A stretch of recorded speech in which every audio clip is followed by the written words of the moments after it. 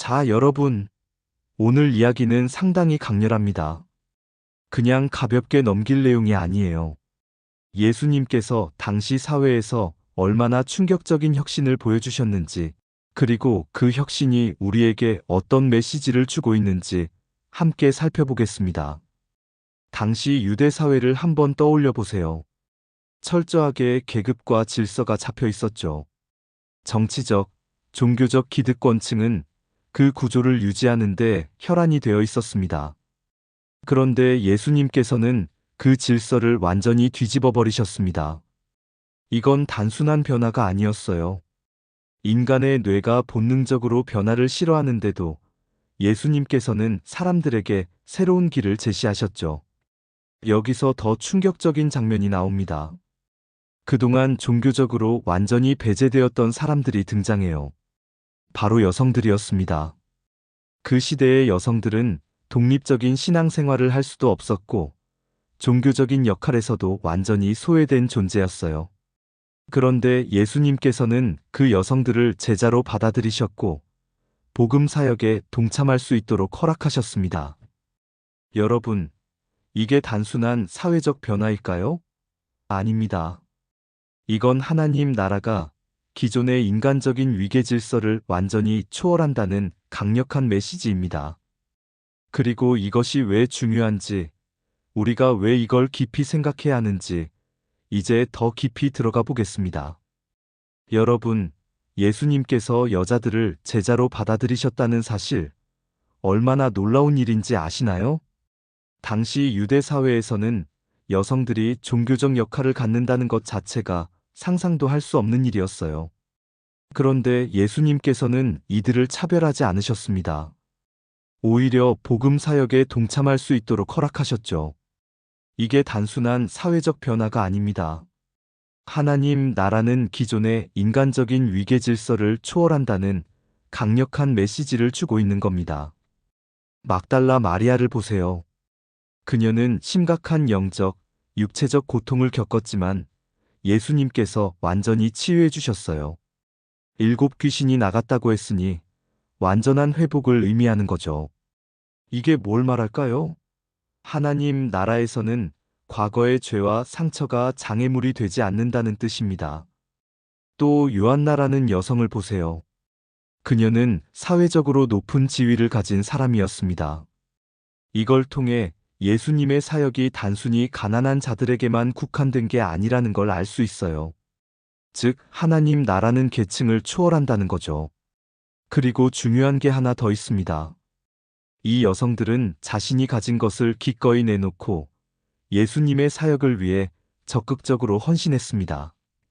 단순한 참여가 아니라 하나님 나라의 확장을 위해 실제 행동으로 옮긴 겁니다. 이것이 바로 신앙의 본질이 아닐까요? 믿음은 말로만 하는 게 아니라 삶으로 실천하는 것입니다. 자, 그렇다면 우리도 생각해 봐야겠죠. 우리는 하나님 앞에서 어떤 태도를 가지고 있을까요? 단순한 신앙의 이름만 가지고 있는지, 아니면 진짜 하나님 나라를 위해 헌신하고 있는지 말이에요. 그런데 이 이야기가 여기서 끝이 아닙니다. 지금부터가 더 중요합니다. 여러분, 예수님이 왜 비유로 말씀하셨을까요? 그냥 직접적으로 말하면 될 텐데, 왜 굳이 비유를 사용하셨을까요? 이게 단순한 이야기 전달 방식이 아닙니다. 여기엔 아주 깊은 의미가 숨겨져 있습니다. 비유라는 건요, 듣는 사람의 마음 상태를 드러내는 역할을 해요. 같은 이야기를 들어도 어떤 사람은 깨닫고 어떤 사람은 전혀 이해하지 못하죠. 왜 그럴까요? 바로 그 사람의 마음 상태에 따라 받아들이는 게 달라지기 때문입니다. 예수님께서는 씨를 뿌리는 비유를 통해 4가지 종류의 마음 상태를 설명하십니다. 자, 하나씩 볼까요? 첫 번째, 길가에 떨어진 씨. 이건 말씀을 들어도 바로 잊어버리거나 아예 관심이 없는 사람을 의미해요. 마치 단단한 길바닥처럼 씨가 뿌려져도 싹이 날 수가 없어요. 그냥 새가 와서 쪼아먹고 끝나는 거죠. 두 번째, 바위 위에 떨어진 씨. 이건 처음엔 기쁘게 말씀을 받아들이지만 어려움이 오면 금방 포기하는 사람입니다. 우리가 감정적으로 신앙을 받아들였다가 막상 현실에서 힘든 일이 닥치면 쉽게 흔들리는 것과 같아요. 세 번째, 가시덤불에 떨어진 씨. 이건 좀 다릅니다. 말씀을 듣긴 듣는데 세상의 걱정과 욕심이 방해하는 경우예요. 신앙을 가지고는 있지만 돈, 성공, 즐거움에 더 신경을 쓰다 보니 결국 제대로 자라지 못하는 거죠. 그리고 마지막, 좋은 땅에 떨어진 씨. 이게 진짜 중요한 포인트입니다. 좋은 땅에 떨어진 씨는요, 듣고 끝나는 게 아니라 말씀을 지키고 인내하면서 자라나는 사람이에요. 씨가 열매를 맺으려면 시간이 걸리잖아요. 마찬가지로 신앙도 지속적인 노력이 필요합니다. 그런데 여러분, 여기서 중요한 게 있습니다. 혹시 이런 생각해 본 적 있나요? 나는 막달라 마리아처럼 과거의 모든 죄를 용서받으면 되겠지. 하지만요, 이미 말씀을 알고 배웠다면 이제는 실천해야 할 책임이 있다는 거예요. 예수님의 자비만 기대하면서 내가 해야 할 일을 외면하는 건 기만입니다. 이미 알았다면 이제 행동해야 하는 거죠. 신앙은 단순히 듣는 것에서 끝나는 게 아닙니다. 진짜 중요한 건 내가 지금 어떤 마음을 가지고 있는지 돌아보는 거예요. 자, 그렇다면 우리는 어떤 마음 상태일까요? 그냥 듣고 흘려보내는 길까? 아니면 처음엔 뜨겁지만 쉽게 포기하는 바위? 세상 걱정에 휩싸여 있는 가시덤불? 아니면 정말 좋은 땅일까요? 이제 진짜 중요한 이야기가 나옵니다. 여러분, 지금부터는 더 깊이 들어갑니다. 집중하세요. 길가에 씨앗이 떨어졌다고 한번 생각해 보세요. 이건 말씀을 들어도 바로 잊어버리는 사람을 의미해요. 그냥 흘려듣고 지나가는 거죠. 이런 경우 마음속에 아무런 변화가 일어나지 않아요. 그리고 바위에 떨어진 씨앗. 이건 어떤 사람이냐면요. 처음에는 말씀을 듣고 감동을 받아요. 와, 너무 좋다. 나도 신앙생활 열심히 해야지. 하지만 조금만 어려움이 찾아오면 포기해버리는 거예요. 신앙이 깊이 뿌리내리지 못하고 그냥 겉으로만 존재하는 상태죠. 다음은 가시덤불이에요. 이게 진짜 무서운 부분인데요. 가시덤불에 떨어진 씨앗은 싹이 트긴 하는데 세상의 염려와 재물, 쾌락 같은 것들이 신앙을 방해하는 경우예요. 즉, 마음속에서 하나님 말씀과 세상의 가치가 계속 싸우고 있는 거죠. 그러다 결국 세상적인 것들이 더 강해지면서 말씀은 점점 희미해져요. 여기서 중요한 포인트가 있습니다. 바위에 떨어진 씨앗과 가시덤불에 떨어진 씨앗의 차이점이에요. 바위는 외부적인 어려움 때문에 신앙이 무너지는 경우라면 가시덤불은 내부적인 유혹 때문에 신앙이 흔들리는 경우입니다. 그러니까 한쪽은 시련 때문에 무너지고 다른 한쪽은 세상적인 유혹에 휩쓸려서 무너지는 거예요. 그렇다면 우리는 어디에 속할까요? 그리고 좋은 땅이 되려면 어떻게 해야 할까요? 이제 그 답을 찾아가 봅시다.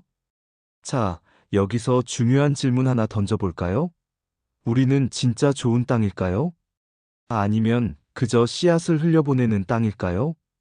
좋은 땅이 된다는 건 단순히 말씀을 듣는 것으로 끝나지 않습니다.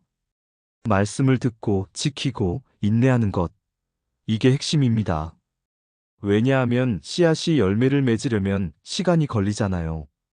그냥 뿌려진다고 하루아침에 자라는 게 아니거든요.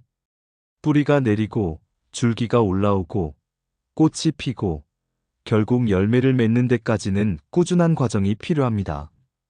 그러니까 신앙도 마찬가지예요. 한순간의 감정에 휘둘려서 기분 좋을 때만 말씀을 듣고 행동하는 건 의미가 없습니다.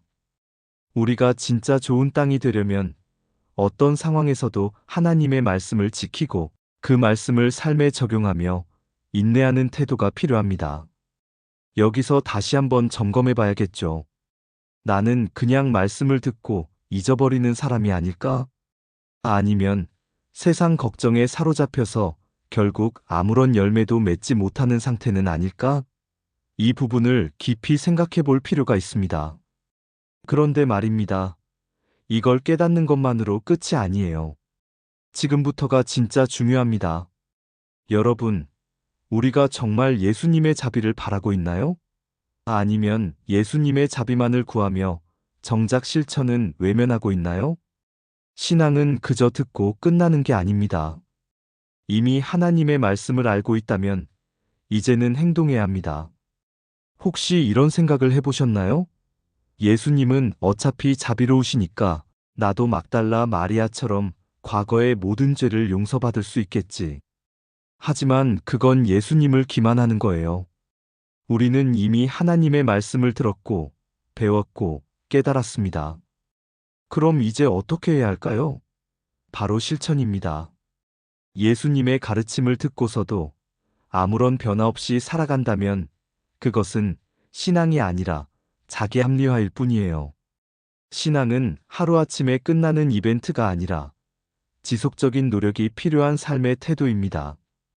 좋은 땅에 뿌려진 씨앗처럼 우리는 말씀을 듣고 지키고 인내해야 합니다. 오늘의 말씀을 마무리하며 우리 함께 기도했으면 좋겠습니다. 사랑과 자비가 많으신 하나님, 오늘도 귀한 말씀으로 우리를 깨닫게 하심에 감사합니다. 때로는 세상의 유혹에 흔들리고 형식적인 신앙에 빠질 때가 많습니다. 그런 저희를 불쌍히 여기시고 좋은 땅에 뿌려진 씨앗처럼 성장하게 도와주십시오. 세상의 걱정과 유혹이 아닌 하나님 말씀을 따르는 기쁨을 알게 하소서.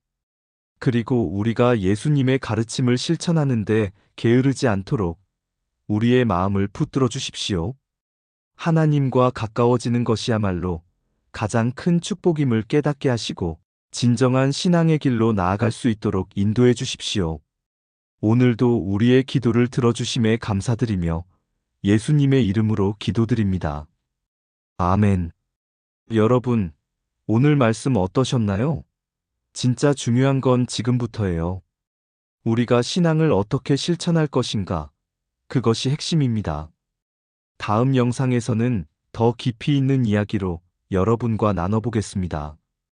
그러니까 구독과 좋아요, 알람 설정 잊지 마시고요.